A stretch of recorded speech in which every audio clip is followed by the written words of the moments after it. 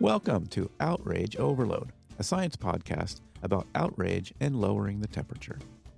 This is episode 18.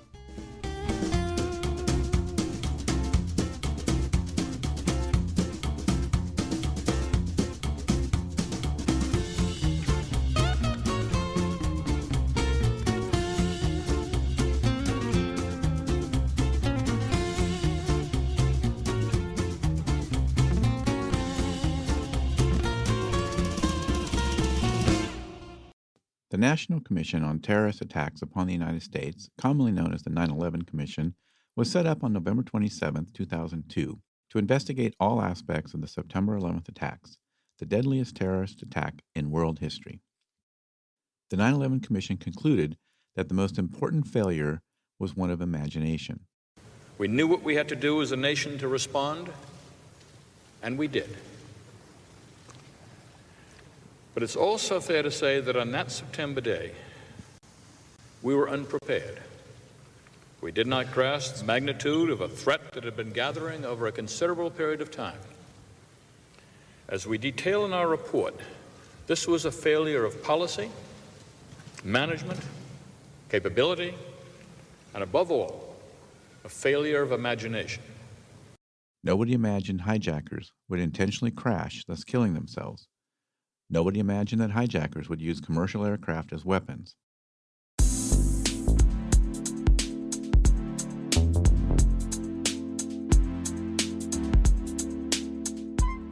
It turns out there were quite a few data points suggesting this kind of attack, but there was a failure to connect the dots.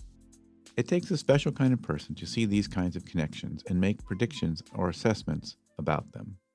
Our guest today is that sort of person. Dave Troy is a serial entrepreneur turned investigative journalist that I've known for decades. He is a visionary thinker who examines complex issues through a unique lens.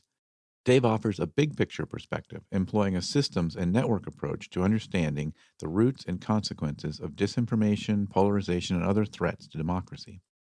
In an era where disinformation and polarization can undermine the very foundations of democracy, it is crucial to go beyond surface-level analysis and address the underlying cultural factors that perpetuate these influences. Dave Troy sheds light on the concept of cultural depletion, a phenomenon that hampers our ability to build a society that can support the informed democracy we aspire to.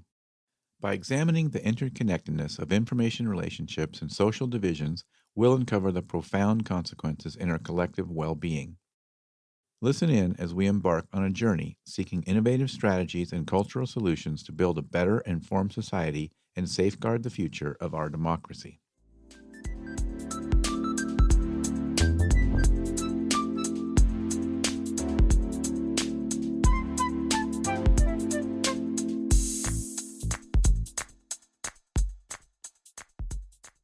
One of the tie-ins back to the sort of outrage, disinformation sort of theme of the podcast. I mean, disinformation isn't the biggest piece, but a lot of outrage media is disinformation. Sure. So it comes up a lot. But it seems like that's one of the tie-ins that there's, in order for this to affect, you have to weaken the West, and you can weaken the West by sort of get them fighting amongst themselves, like Yep. we do here in the U.S. in particular. Yeah, indeed. And that's something that is not in our best interest, and I'm saying it's we're guilty on the left and the right on this. This is not a partisan position. Sure. The snarky left, is sort of how we get some of these people on the very conservative right. So we need to quit being snarky, and the right needs to quit being outraged. Yeah, for sure. And I think that part of the problem is that we kind of assume that we're operating within sort of a normal, political paradigm where, goodness will prevail if one party beats the other and everything's going to be okay. I would argue that, that is true when it's business as usual and like people are being reasonable. Like, you want to prevail and you want to have your team win and all of that.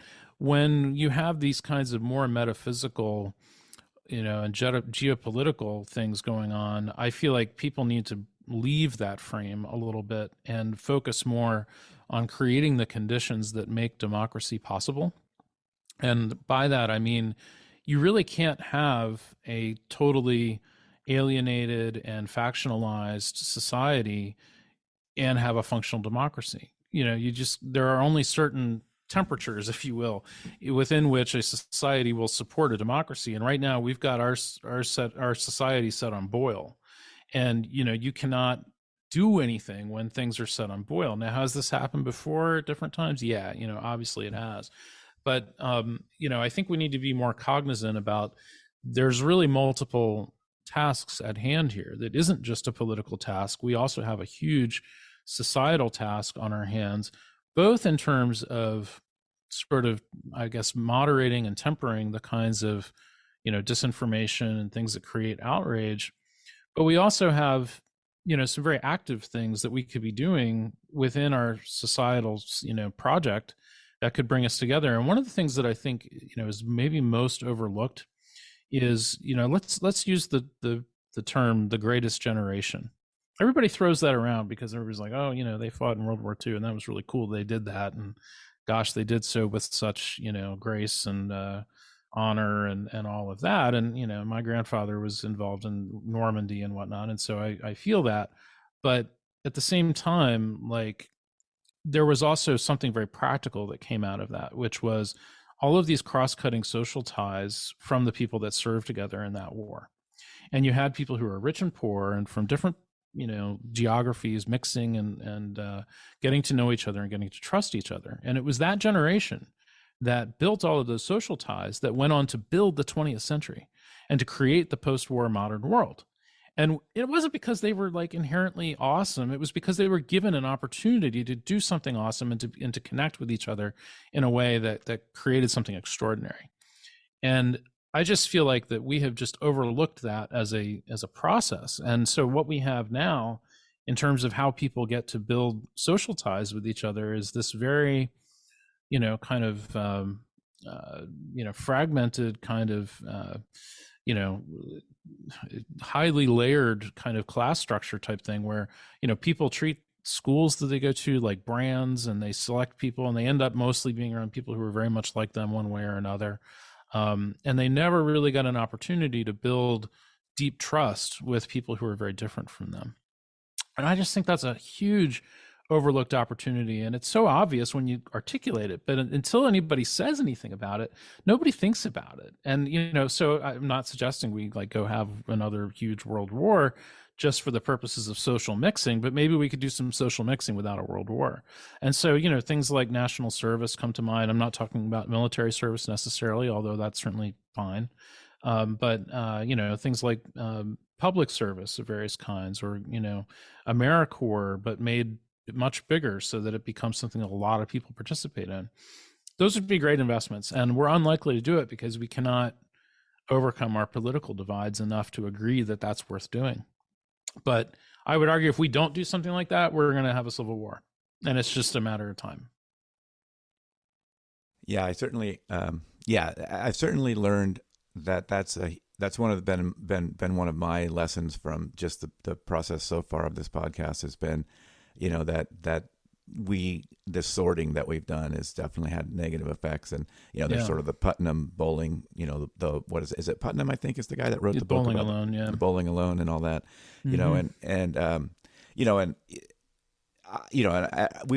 you hear people all the time saying, I got to get out of California because it's too blue, or I got to get out of somewhere else because it's too red, or whatever.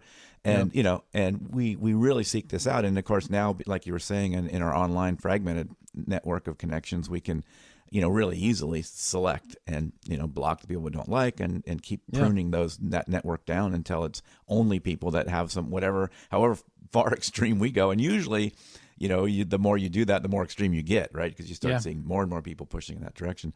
Yep. And, we're doing it in our physical lives. We're doing it sort of along all these lines. And and my brother talks about this a lot. He served in Vietnam, and, it was a smaller version of that. But I mean, you got thrown in with the, California kid gets thrown in with people from the South and people from the East, the Northeast and everywhere else.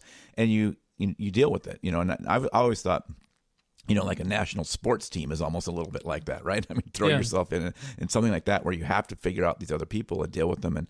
But it's a challenge. It's almost like the more we struggle to get into a more, isolated area, the more we should almost go the other direction. Like, where's the place that's the purplest in the country? Let's go there.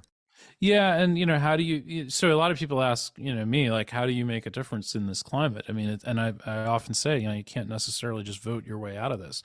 This is something that you have to do very much at the local level and build connections and start caring about societal structures. And I would even go further in saying, like, there's a popular quote, which is that culture is upstream of politics, which is one that, Steve Bannon and Andrew Breitbart abused heavily. It's a quote from Antonio Gramsci, the Italian political theorist. But I would go even further and just suggest that like stuff like metaphysics and epistemology are upstream of culture. And I know that sounds kind of inaccessible and fancy and whatever, but all I mean by that is like there's a great deal of imagination that can be brought to bear in terms of shaping culture. And we have, by and large, because we are so fixated on politics, and I would argue that the American obsession with team sports, which isn't unique to America, obviously, but is sort of uniquely American in how we have started to think of politics as a kind of a team sport, and people watch it with much the same intensity that they do football and whatever else. There is this zero sum sense that people have with it. And so it's very, very tempting to just map all of this onto politics. But the bottom line is what we're facing is really cultural deprivation or cultural depletion, where we, are not sufficiently building a culture that is able to support the democracy that we want to be. And as a result, nothing is working in our democracy because we're so freaking paralyzed. It's just, or polarized, that it's very difficult to really make any kind of progress. And if you look at like the network graphs of Congress over the course of the last 50 years, in terms of, votes where parties would, or, politicians would cross lines to vote for other bills that were proposed by the other party, that kind of cooperation has almost entirely evaporated over especially the course of the last 30 years, really beginning, I would say, with the Newt Gingrich Congress in 1994, where he kind of formalized this as a policy. And it is what it is, but I just think that we are never going to sort of get ourselves out of this hole that we're in if we just keep digging in the same direction politically. I mean, at the end of the day, we've got to reinvent our culture, and we have to decide what we care about as a country. We have to decide what we're going to be, where we're going to take this. And that's why I say the West really needs a deeper vision of what the future looks like.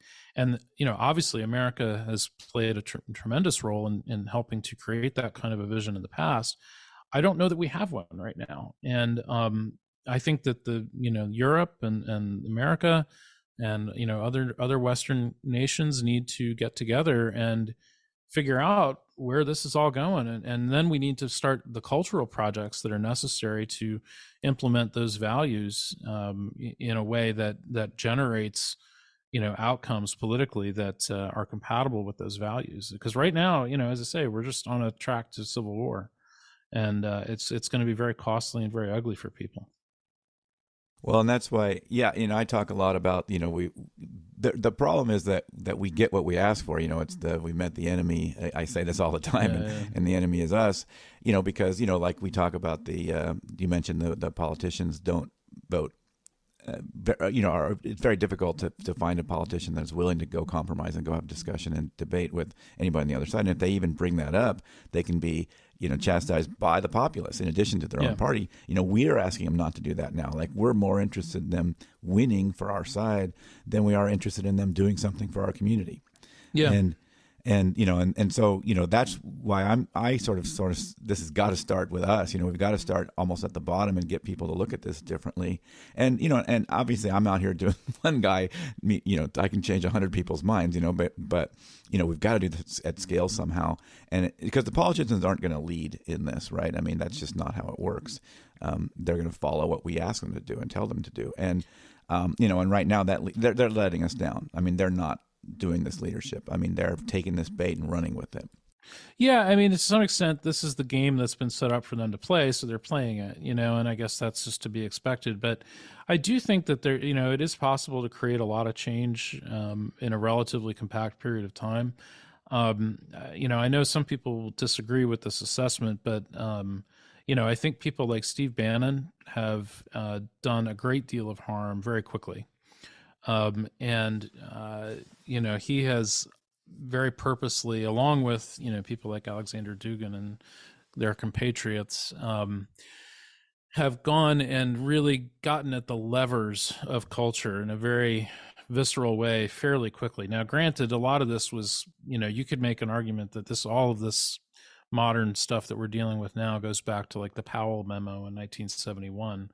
When Lewis Powell put together a memo talking about kind of a right-wing takeover plan for the next, 50 years. And yeah, that's a lot of it goes back to there. But at the same time, just even in the last 10 years, people like Bannon have, really figured out a lot of the cultural wedges and just pushed on them really hard and put a lot of manpower and money and time and whatnot into those cultural wedges. And those are not electoral activities, they're cultural activities. And I think that in general, the left is both under-resourced in that regard, not just financially, but I don't know that they've articulated a clear way to defend against that kind of activity.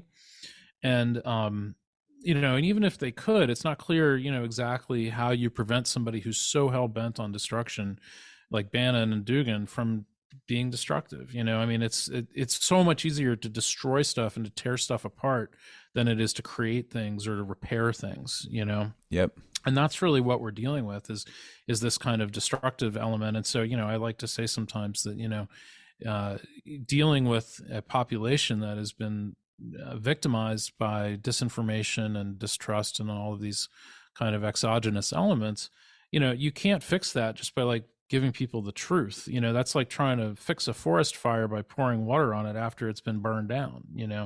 It's not going to come back. It's going to take a generation. And I worry that that's kind of where we're at now, is that it's going to take a generation for people to kind of recover from this and to, wait for people, like if you could just get Steve Bannon to stop burning things down all the time and being a damn arsonist, things would improve somewhat. Right. Him and Roger Stone. There's like a handful of people that are really causing like 80% of the problem. It's kind of a Pareto curve, So I feel like there is hope in that regard, and I think that it is possible to create equal and opposite cultural change. But again, it's so much easier to tear things apart than it is to create, new things or to grow new things. Yeah, and just like it's so much easier to do disinformation than it is to do real journalism and research and facts right. and sort it out, right? It's easy just to lie, to say anything randomly, right? Yeah. And you could put it in the same font, you could wrap it in cool colors, and it looks just the same when somebody reads it. Yeah, and unfortunately, what I've written about a lot is the fact that, disinformation is really not so much about the information that it contains and trying to like get people to believe those things. It's more about the effects that the disinformation has on a target population. And, does it create social division? Does it break relationships? Does it cause radicalization? And, that's generally what the goal of these information outlets is. And of course, the goal of like real journalism isn't necessarily to do like the opposite of that. It's more about informing and giving people good information and all of that. It's not about trying to create effects. It's just trying to inform. So the fact that you have this one thing, disinformation and fake news and whatever, that's trying to actively have effects and harm people, and then you sort of compare it to a thing that's, ostensibly it's opposite, but isn't actually it's opposite in that regard, and that it's not that it's true, it's that it's not trying to harm, and that's just, it's so just unintuitive for people to think about, because as you say, it all comes kind of wrapped in the same kind of clothing. And so you kind of think, oh, well, these are just two of the same thing with different attributes, but they're really quite different. One is intended to poison you. The other is trying to inform you. And isn't trying to create negative effects. So anyway, it's a really hard problem. Well, I'm gonna just talk about one quick thing. Then I do want to. I'll wrap up with that. But yeah, so I on a Facebook political group recently, I saw somebody arguing against about there was I guess in their school program that we're talking about they were going to spend some money on information literacy, and that's a waste of money. Why would we do that? It's like, this is how we're going to be saved, is information literacy. This is my pet peeve right now. But yeah, so I know you've already touched on it a little bit, but let's go ahead and wrap up with a couple of the how to fix it, maybe specific how to fix it ideas. That I know you've already kind of touched on a few, but maybe you can add a little bit more to that.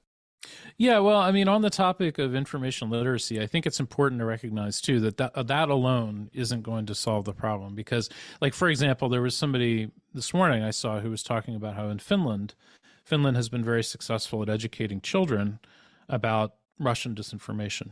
And the comment that this Finnish person had on their Mastodon post was, "Oh, I wish Americans would do the same." And okay, yeah, sure, we should think about that, but let's think about what's actually being said here. So first off, Finland and Russia have this very complicated cultural history that goes back forever, and there's a lot of distrust between the two countries. Um, and you also have, I think, in general in Finland, I've been there a little bit and I know people there. It's a more homogenous kind of culture, and it's easier to do something like institute a national education program about Russia, especially, than it is to do something like that here. And what all of this tends to elide is the incredible forceful power of social connection, social isolation, social division, and the idea, like in the United States, that we're just going to like implement some kind of national information curriculum about anything. Like, that's not happening here. And so same thing is kind of true with information literacy. I honestly, people also talk about education and the idea that like people are just uneducated, which is why they're susceptible to this stuff. If you go to let's say a very deep red place in this country and you sit down and you have a beer with somebody whose job is construction or manufacturing or whatever, you are going to find them to be pretty well educated. They know how to do stuff. They know how to execute projects. They know how to do project management. I know PhDs in Texas who are completely off the deep end information wise, but they're PhDs. They are not uneducated right. people. So I just think that's really important to keep in mind, is that this isn't about there being some kind of underclass of idiots that needs to be saved. This is about having two different social realities, or at least two different social realities, if not more, throughout this country. That we are a very large country. We are mostly empty, and the differences between people in the areas that are less populated and the people in the cities is tremendous. But it isn't just about education. Now, you might wish that maybe people had different beliefs, or could be convinced of things that maybe they're hard to convince of. But it isn't that they're stupid or something. It's not like that their IQs are low, and it's not like they're not getting schooling. And it's not like they're not capable of doing other things that require education. So I just think that's kind of a red herring. But all that being said, well, how do we actually get around this? Well, I do think that like creating more social capital between people of all kinds is generally a good thing to do, and we should strive to do that.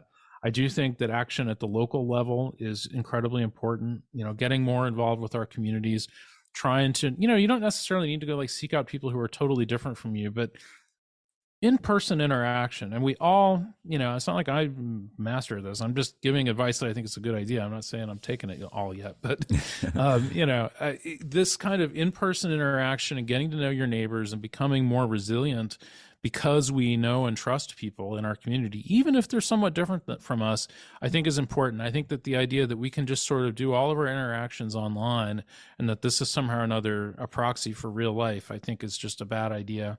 And yeah, I feel like, as you said, it's so easy to like block people online that you don't agree with, but you don't really do that in real life most of the time. Sometimes you do, but most of the time, the way that we got around this in the past was there was the old maxim of, you don't talk about religion and politics over dinner, and polite people knew to like, there were certain things maybe you don't get into, or if you do touch on it, you do so with a great deal of respect and circumspection, and I just feel like that, a lot of those kinds of basic, how to live, how to be in harmony in a pluralistic democracy, we've just kind of gotten out of the habit, and a lot of people have benefited from us getting out of that.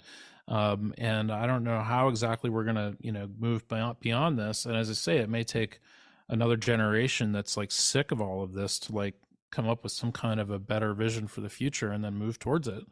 But this that we're doing right now is not working. So we got to come right. up with something else. Right. Yeah. And it's so much of it is, it's so much harder to dehumanize people when you've spent time with them, Yeah. and you see that they're real people. And it's so much easier, just on the other side of it, it's so much easier to dehuman. You're being fed all this stuff that tells you how awful they are and they're evil and all these things. And libtards online, and whatever else. Yeah, and online it's super easy to believe it. At this point, you don't have that. You don't have any other context of dealing with that person except maybe on this political page or something. Right. And anyway, it's just, I think that's a big piece of it. It's just, and that's a big piece of what I try to get people to think about is humanize your adversaries.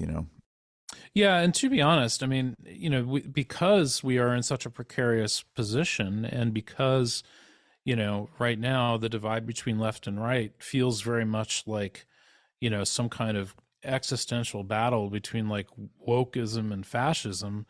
People on both sides feel really alienated, and they feel like that there's some kind of existential there's this psychologist who studies cults, Robert J. Lifton, who talks about the dispensation of the other as being a key feature of cults, where basically you're willing to say, I don't care if those people live or die.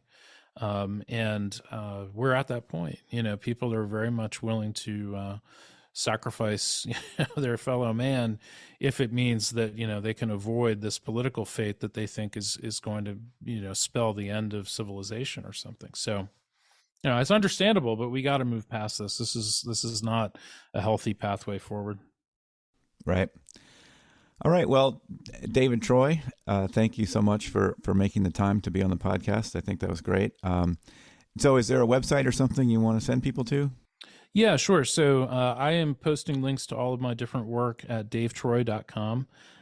So you can go check that out. I write a monthly column for the Washington Spectator called The Wide Angle, which you can find with Google easily enough.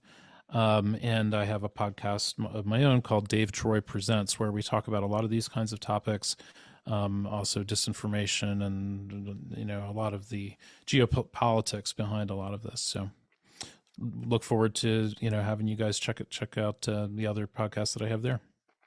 Awesome. Yeah. And that podcast goes really deep. It's a little longer format than here, and you go pretty deep on things over there. Yep, absolutely. So again, thank you for having me, David. I really appreciate it.